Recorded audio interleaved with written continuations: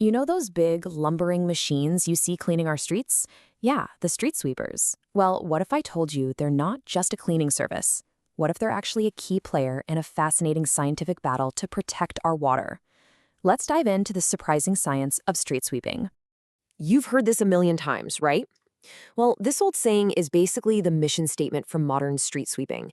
It's not about cleaning up a mess after the fact, it's about preventing a much, much bigger environmental problem before it can even get started. I know, it sounds a little weird. How can something as natural as a leaf be considered a pollutant?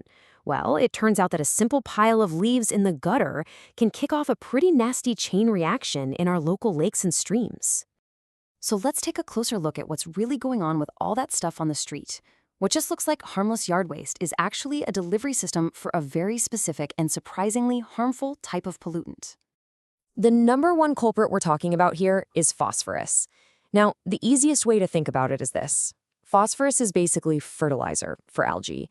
And just like too much fertilizer on your lawn can cause problems, way too much phosphorus in the water creates these massive, disgusting algae blooms that can choke out fish and completely ruin the water.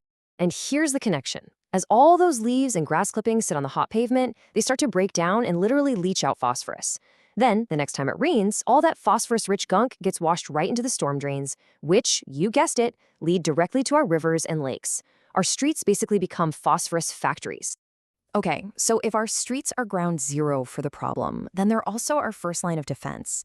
And this is where the humble street sweeper gets a massive scientific upgrade. We're moving way beyond just making things look nice and into the world of environmental engineering. You know, sweeping has come a really long way. I mean, it started back in the 1800s with guys literally using push brooms to clean up after horses. Then we got motor-driven sweepers. But the real aha moment came in the 1970s, when scientists figured out that stormwater runoff was a huge polluter. All of a sudden, street sweeping wasn't just cosmetic anymore. It was a critical tool for protecting our water. Now get ready for this, because it's the exact opposite of what you think. You'd assume the big stuff, the leaves you can see, the twigs, would be the main problem. But look at this data. It's the fine, almost invisible dust, particles smaller than a grain of sand, that have the highest concentration of phosphorus. We're talking a whopping 1,400 milligrams per kilogram. And that right there is the key.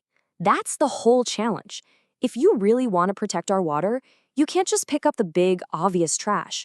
You have to be able to capture that fine, super concentrated dust that older sweepers would honestly just kick up into the air. So how in the world do you capture dust that fine? Well, the answer is in the technology. It's evolved to meet this microscopic challenge because let me tell you, not all sweepers are created equal. And here it is. This is what a modern, high-efficiency sweeper looks like. These things are a far cry from the old broom-on-a-truck models. They are specifically engineered to solve that fine particle problem we were just talking about. Okay, so let's break it down.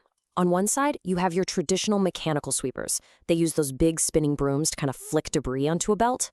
They're great for big stuff, but they really struggle with that fine, phosphorus-packed dust. But then, on the other side, you have the high-efficiency models. These use powerful vacuum suction, or something called regenerative air, to blast particles loose and suck them up. They're built to capture exactly those tiny particles that matter most for water quality. But here's the thing. Having the right tool isn't enough. To be truly effective, cities now use data and strategy to deploy their sweepers with, surgical precision. It's all about sweeping smarter, not just harder. So, what does sweeping smart actually look like? Well, first, you go after the problem areas, watersheds that you already know have pollution issues. Then, you prioritize streets with tons of trees, because that's where the leaves are coming from. And timing? Oh, timing is everything.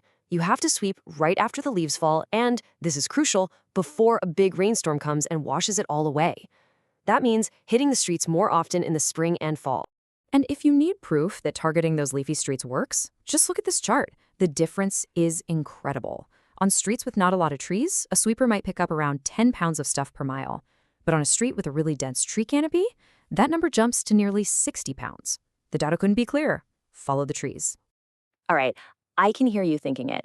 All this new technology, all this strategic planning, that has to be expensive, right?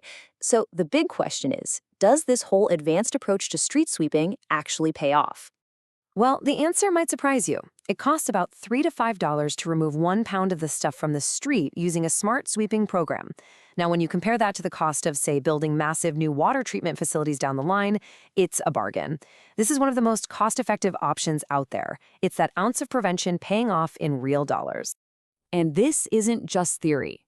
Let's look at a real-world win from Edina, Minnesota. They upgraded their fleet from the old mechanical sweepers to the new high-efficiency ones. The result? They recovered 37% more phosphorus. And the best part? It only increased their total costs by 4%. That is a massive environmental return on investment. So the main takeaway here is pretty simple. We've got to change how we think about street sweeping.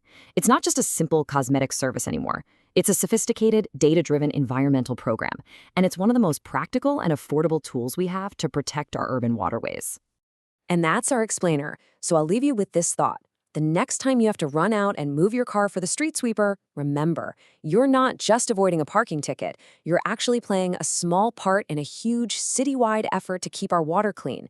You're making way for an environmental guardian hard at work.